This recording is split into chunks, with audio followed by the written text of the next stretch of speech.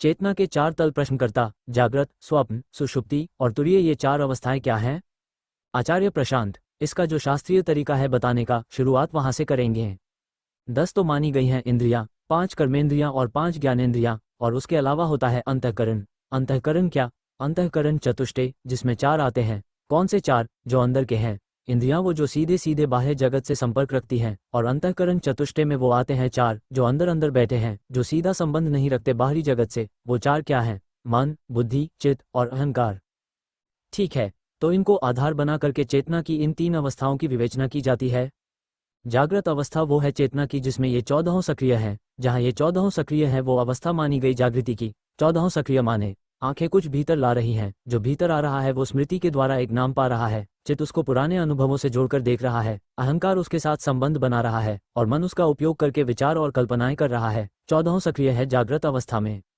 कुछ आया तुम्हारे भीतर तुम्हारी त्वचा के स्पर्श से, तुम्हारे कानों में पड़े शब्द से, रंग, रूप, रस, गंध, शब्द, इंद्रियों के ये सब जो विषय होते हैं, तो ये सब विषय इंद्रियों के द्वारा भीतर प्रवेश कर रहे हैं, और भीतर जो यंत्र काम कर रहा है वो इस भीतर आई जानकारी पर, इस भीतर आए डेटा, आंकड़े पर कुछ कार्यवाही करके किसी तरीके का कोई उत्पाद तैयार कर रहा है, जिसके द्वारा फिर जीव कुछ अनुभव करता है और कर्म करता है। ये जागृत अवस्था हुई। ये जो जीव है इसका अहंकार अगर अनुभवों से बहुत लिप्त है और अनुभवों के फल का बड़ा लोभी है, तो फिर ये जो अहंकार है ये इस बात की भी प्रतीक्षा भी नहीं करता कि बाहर से कुछ माल सामग्री आए तो मैं उसके साथ संबंध बनाऊं, तो मैं उस पर कुछ प्रक्रिया करूं। वो अहंकार फिर कहता है बाहर से सामग्री नहीं भी आ रही, हम तो भी कल्पना का इस्तेमाल करके कुछ न कुछ माल तैयार कर लेंगे। इस अवस्था को कहते हैं स्वप्नावस्था। जागृति में तो अनुभव लेने के लिए आवश्यक है कि तुम्हारे सामने कोई खड़ा हो। मान लो तुम पैसे के पुजारी हो, तो जागृति में पैसे से संबंधित अनुभव तुम्हें कब होगा? जब आंखें कम से कम पैसे को देखें, हाथ पैसे को छुएं, कानों में पैसों से संबंधित कुछ बातचीत पड़े। जागृति में अनुभव लेने के लिए इंद्रियों का सक्रिय सहयोग आवश्यक है, इंद्रियों की सक्रियता आवश्यक है ना? स्वप्न में तो तुम्हें इंद्रियों की जरूरत ही नहीं पड़ती। तुम्हारा अहंकार इतना लिप्त हो चुका है भोग से कि वो कहता है कि आंखों से मुझे धन दिखाई पड़ रहा हो चाहे न दिखाई पड़ रहा हो, मैं तो साहब कल्पना कर लूंगा, और कल्पना कर करके ही अनुभव के मजे लूट लूंगा, जो कि आपके साथ नींद में होता है। नींद में आपको दिखाई तो कुछ नहीं पड़ रहा, लेकिन आप प्रतीक्षा भी नहीं करते कि दिखाई पड़े तो भोगूं। आप कहते हैं नहीं भी दिखाई पड़ रहा मैं तब भी भोग लूंगा, मैं तो बड़ा चालाक हूं, मैं तो स्मृति का सहारा लूंगा। चित्त क्या होता है? स्मृति का घर। मैं तो स्मृति का सहारा लूंगा और मैं मन का सहारा लूंगा। मन क्या होता है? कल्पना का घर। स्मृति के आधार पर कल्पना की जा सकती है। आपको किसी चीज का पूर्व अनुभव हो, वो क्या बन जाता है? स्मृति। और उस पूर्व अनुभव को ही आप नया रूप, रंग, कलेवर, आकार देकर के क्या बना लेते हैं? कल्पना। ये स्वप्नावस्था है जिसमें आप चित्त में संग्रहित सामग्री का इस्तेमाल करके अपने आप को सुख देने वाली या किसी तरह के अनुभव देने वाली कल्पनाओं का निर्माण कर लेते हैं। उन कल्पनाओं को ही कहा जाता है स्वप्न। समझ में आ रही है बात? तो आप जो स्वप्न ले रहे हैं वो वास्तव में आपकी अनुभव लोलुपता के प्रदर्शक हैं। हम अनुभव के ऐसे भूखे हैं कि दिन के जगते हुए 16 घंटों में हमें जो अनुभव हुए वो हमें पूरे नहीं पड़े। हम कहते हैं अभी और अनुभव चाहिए। वो अनुभव कुछ भी हो सकते हैं, जरूरी नहीं है कि वो सीधे सीधे प्रत्यक्ष तौर पर सुख के ही अनुभव हों। लोग सपनों में डरते भी हैं। लोगों को सपनों में ये भी दिखाई दे जाता है कि उनकी मौत हो गई या कोई नुकसान हो गया या वो किसी ऊपर इमारत से गिर पड़े हैं नीचे, लेकिन आपको भले ही सपनों में डर का अनुभव हो रहा हो, अनुभव तो हो रहा है ना। तो सपने लेना यही दिखाता है कि आप में अनुभव लोलुपता बहुत है। आपके भीतर जो अनुभोक्ता बैठा हुआ है हम, वो मांग कर ही नहीं दे रहा, वो कह रहा है अभी और चाहिए, मुझे अनुभव कराओ, एक्सपीरियंस, अनुभव कराओ। देखा है ना, लोग पागल रहते हैं। कोई पूछता है कि जीवन किस लिए है तो कहते हैं जीवन अनुभव लेने के लिए है। अभी मुझे 5-7 और तरीके के अनुभव लेने हैं। अब मान लो ये जो तुम्हें अनुभव लेने हैं, जागृत अवस्था में इनको पाने की कीमत चुकाने का तुम में सामर्थ्य ही ना हो तो तुम क्या करोगे? भाई, आप अनुभव लेना चाहते हो कि आपने जाकर के चांद पर छलांग लगा दी है। आप एस्ट्रोनॉट, अंतरिक्ष यात्री हो, आप रॉकेट में बैठकर गए हो और आप चांद पर कूद रहे हो। आपकी बड़ी इच्छा है कि आप ये अनुभव लो, पर न आपकी रॉकेट पर बैठने की योग्यता है, न चांद पर छलांग लगाने की पात्रता है, तो वो मौका तो आपको जिंदगी में मिलने से रहा। तो फिर आप एक चतुर तरीका क्या निकालोगे? सपना ले लोगे, कहोगे अनुभव ही तो लेना था, लंबा चौड़ा पैसा खर्च करके और मेहनत करके कौन अनुभव ले। आंख बंद करो, सो जाओ और आला लाला चांद पर पहुंच गए लाला। तो सपने एक तरह की चतुराई हैं। उसको चतुराई भी कह सकते हो और विवशता भी कह सकते हो और नादानी और अज्ञान भी कह सकते हो, जो कहना चाहो। अब आते हैं तीसरी अवस्था पर, जिसको क्या बोलते हैं? सुषुप्ति। सुषुप्ति भी अवस्था तो निद्रा की ही है, पर इस अवस्था में कुछ और होता है। इसमें तुम्हें सपने भी नहीं आ रहे होते, और कहा गया है कि सुषुप्ति का जो आनंद होता है वो तो सपनों से भी आगे का होता है। जागृत में आप सुख ढूंढ रहे होते हो संसार में, स्वप्न में आप सुख का निर्माण कर रहे होते हो कल्पनाओं से, और सुषुप्ति में सुख का निर्माण भी नहीं करना पड़ता। आप बिना किसी विषय का उपयोग करे ही सुख भोग रहे होते हो। तो सुषुप्ति क्या है? सुषुप्ति वो अवस्था है जिसमें आनंद अहम को अपने होने से ही आ जाता है। अहम को अब किसी विषय की जरूरत नहीं है, वो अपना ही आनंद ले रहा है, उसे कोई कल्पना भी नहीं करनी है, वो अपनी ही बेहोशी में डूब गया है, अब वो विषयों से रिक्त हो गया है। एक तरीके से ये समाधि के पास की अवस्था है, और दूसरी दृष्टि से देखो तो ये गहरा और मूल अंधकार और अज्ञान है। ये दोनों ही बातें सुषुप्ति पर लागू होती हैं। जब व्यक्ति के, मनुष्य के अस्तित्व को कोशों के द्वारा निरूपित किया जाता है तो उन कोशों के बिल्कुल केंद्र पर जो बैठी होती है उसे कहते हैं आत्मा, और उस आत्मा के जो निकटतम है उसको कहते हैं आनंदमय कोश। उसी आनंदमय कोश का संबंध सुषुप्ति से है। तो एक तरफ तो ये जो सुषुप्ति है ये आत्मा के निकटतम है, दूसरी ओर ये जो सुषुप्ति है वो सबसे बड़ा झूठ भी है और सबसे बड़ा नशा भी है, क्योंकि आपको आनंद की प्राप्ति हो गई है बिना मुक्ति के ही, बिना साधना के ही। ये आनंद तो है पर झूठा आनंद है, और झूठा इसलिए है क्योंकि इसमें नित्यता नहीं है, ये टूटेगा। ये आपको थोड़ी देर के लिए सब दुखों से तो मुक्त कर देता है, पर अभी कोई आएगा, आप सो रहे हो, गाल पर चपत लगाएगा, या हो सकता है बस जोर से आपका नाम लेकर आपको आवाज दे दे, और ये आनंद छूमंतर हो जाना है। तो आनंद मिला तो, पर बड़ा अनित्य था, बड़ा झूठा था। कुछ इस आनंद ने बताया तो, कुछ इशारा तो किया, पर चला नहीं, टिका नहीं। और जो अनंत ना हो उसको सच्चा कैसे माने? जो आया ही इसलिए हो कि छोड़कर चला जाए, उसका भरोसा क्या करें? दूसरी ओर वो छोड़कर भले चला गया पर थोड़ी देर के लिए ही सही, स्वाद तो दे गया। ये तो बता गया कि रोजमर्रा के, जागृति के और स्वप्न के, सुख दुख और तनाव के आगे गहरी राहत की भी कोई अवस्था की संभावना है। तो सुषुप्ति में आपको जो गहरे आनंद का अनुभव होता है, और अनुभव तो होता ही है, गहरी नींद लेकर के आप उठते हो तो कहते नहीं हो बड़ी गहरी नींद आई, आहा बड़ा ताज़ा अनुभव हो रहा है, कहते हो कि नहीं? तो सुषुप्ति में आपको जो गहरे आनंद का अनुभव होता है वो आपके लिए अच्छा भी हो सकता है, बुरा भी हो सकता है। अच्छा ऐसे है कि उसने आपको बता दिया कि तनाव जरूरी नहीं है, उसने आपको तरोताज़ा कर दिया है। वो आपको बता गया है कि आप जैसे दिन भर जीते हो वो फिजूल है, व्यर्थ है, और संभव है एक सहज तनाव मुक्त जीवन जीना। अगर आप इस इशारे का सदुपयोग कर लें तो सुषुप्ति बड़े सौभाग्य की चीज है, आपको सहारा देने आए है, इशारा देने आए है। और अगर आप सुषुप्ति का उपयोग सिर्फ इसलिए कर रहे हैं कि आपको एक तात्कालिक राहत मिल जाए, 2-3 घंटे आपको गहरी नींद मिल जाए, 8 घंटे सोए, उसमें से सुषुप्ति के बस 2 ही 3 घंटे होते हैं, वो 2-3 घंटे में आपको गहरी नींद मिल जाए ताकि आप पुनः ताज़े होकर के अपने पुराने ही दर्रों में लौट जाएं, तो सुषुप्ति फिर आपके लिए बड़े दुर्भाग्य की बात है, क्योंकि सुषुप्ति आपको तरोताज़ा तो कर रही है, पर सिर्फ इसलिए ताकि आप अपने पुराने बंधनों में बने रह जाएं। तो सुषुप्ति चेतना की एक बड़ी विशिष्ट अवस्था है, बात आ रही है समझ में? फिर सुषुप्ति के आगे जो होता है उसे चेतना की अवस्था नहीं मानते, वो चेतना का आधार कहलाता है, उसे आत्मा कहते हैं। और वो चूंकि इन तीनों अवस्थाओं से आगे होता है तो इसीलिए उसे तुरीय भी कहते हैं, चूंकि वो चेतना की कोई अवस्था ही नहीं होती, बल्कि अवस्थाओं के प्रति निरपेक्षता होती है, अवस्थाओं के प्रति एक तरह की अरुचि होती है, तो उसको कहते हैं साक्षी। तुरीय ही आत्मा है, तुरीय ही साक्षी है। दी फोर्थ, चौथा, तुरीय, 3 से आगे चौथा। चौथा भी इसलिए कहना पड़ रहा है कि 3 से आगे है, नहीं तो बस ये कहना काफी होता कि 3 से आगे है। असल में जब चौथा बोल दिया तो ऐसा लगता है कि जैसे 3 अवस्थाएं हैं तो ऐसी ही कोई चौथी अवस्था भी होती होगी। ये बात समझ में आ रही है? तुरीय चेतना की कोई अवस्था होती ही नहीं है, तुरीय विशुद्ध चेतना मात्र है। तो इससे ये भी स्पष्ट हो गया होगा कि ये जो चेतना की 3 अवस्थाएं हैं जिनकी हमने बात करी, ये वास्तव में 3 अशुद्ध अवस्थाएं हैं। ये चेतना की 3 अशुद्धताओं के नाम है जागृत, स्वप्न, सुषुप्ति। ये चेतना में 3 तरह के विकारों और विकृतियों के नाम है जागृत, स्वप्न, सुषुप्ति। जब चेतना बिल्कुल स्वच्छ और शुद्ध हो जाती है, विशुद्ध चेतन, चैतन्य मात्र हो जाती है, तो वो तुरीय कहलाती है। अब उसमें कोई अवस्था नहीं है, अब वो अवस्थातीत हो गया। इसी को ऐसे भी कह सकते हो कि तुरीय चेतनातीत है। एक तरफ तो ये भी कह रहे हो कि विशुद्ध चेतना है, और दूसरी दृष्टि से ये भी कह सकते हो कि चेतना से आगे है। जब कहते हो कि चेतना से आगे है, तो वास्तव में तुम कह रहे हो चेतना की अशुद्धियों से आगे है, शुद्ध है। स्पष्ट है, चेतना की तीनों अवस्थाएं और तुरीय, अन्नमय, प्राणमय, मनोमय, विज्ञानमय और आनंदमय कोशों का परिचय क्या है? ये कोश किसके हैं? आचार्य, ये सब कोश जीव के हैं। शुरुआत हमेशा यहाँ से करो, ये अध्यात्म का सूत्र है। उपनिषदों को पढ़ना भी अपने आप में एक कला है। लगातार पूछते रहना पड़ता है कि ये जो बात कही जा रही है किससे कही जा रही है, किसके लिए कही जा रही है।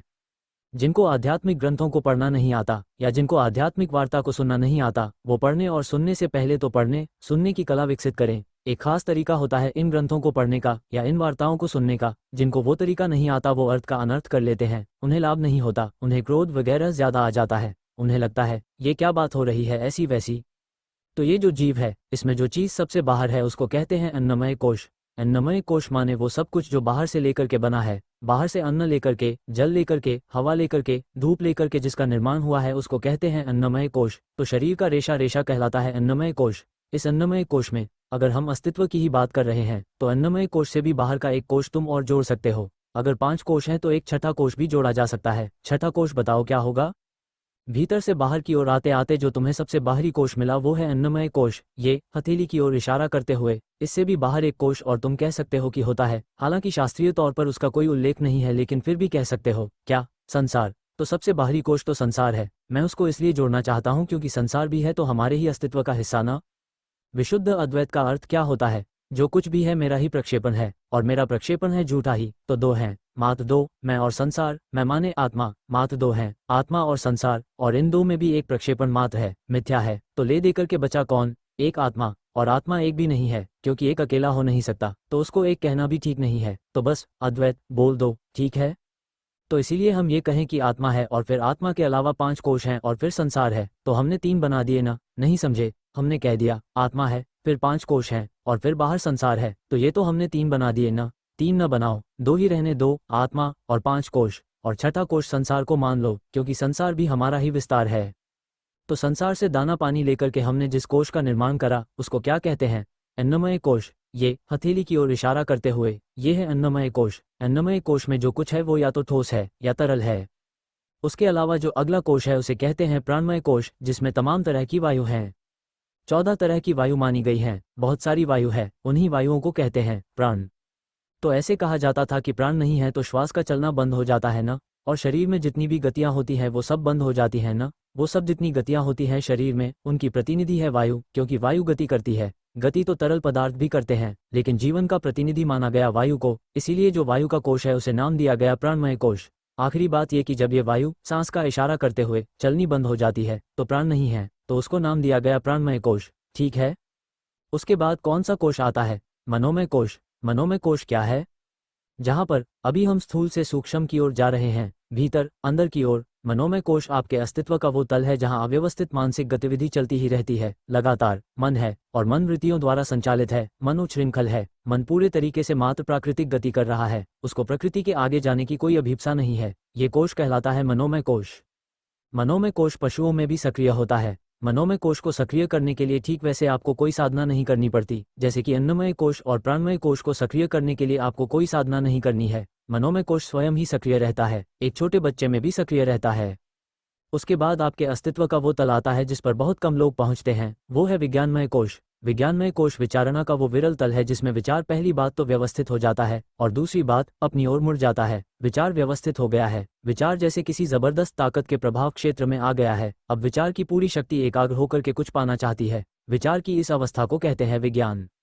मनोमय कोश और विज्ञानमय कोश में अंतर समझना। बिखरा हुआ विचार, वृत्तियों द्वारा शासित विचार, ये आएगा मनोमय कोश में, और एकाग्र विचार, अनुशासित विचार, व्यवस्थित विचार, योजनाबद्ध विचार, ये आएगा विज्ञानमय कोश में। और अगर विज्ञानमय कोश में जो साधना कर रहा है विचार, जो आत्म जिज्ञासा कर रहा है विचार, तो विचार फिर कटने लगता है, विचार अपनी ही आंच में पिघलने लगता है और रह जाता है एक निर्विचार आनंद। उसको कहते हैं आनंदमय कोश। आनंद है, पर उस आनंद का कारण कोई विचार या विषय नहीं है, एक विषयहीन आनंद है। ये आनंदमय कोश है, इसमें अहम विषयहीन हो गया है।